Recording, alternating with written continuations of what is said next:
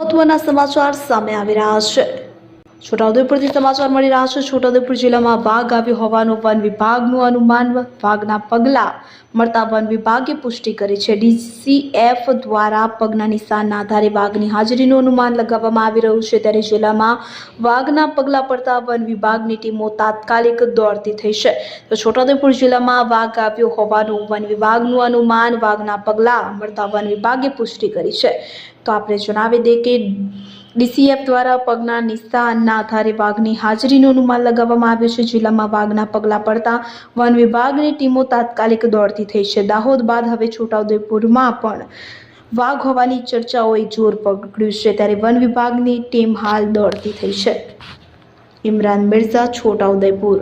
જે રતનમહાલમાં વાઘ હાજરી હોવાના આપણને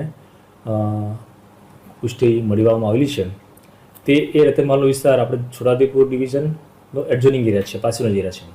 એટલે શક્યતા નકારી ના શકાય કે આપણા વાઘ આમાં ફરતો ના હોય। એ વિસ્તારમાં અવર જવર તો રહેતી જ હોય છે। તેમ છતાં અમે અમારા તરફથી બધા જ સ્ટાફ મિત્રોને અને અમારી જે પેટ્રોલિંગ કરતી ટીમને એ તમને જંગલમાં ફરતા મૂકી દીધા છે। એમને એની ચકાસણી પણ કરી રહ્યા છે અને જે પણ એવું કે પુષ્ટિવાળા આપણને તમને બતાવી શકે એવા આપણને મળશે આધાર પુરાવા તેની માહિતી તમને આપવામાં આવશે।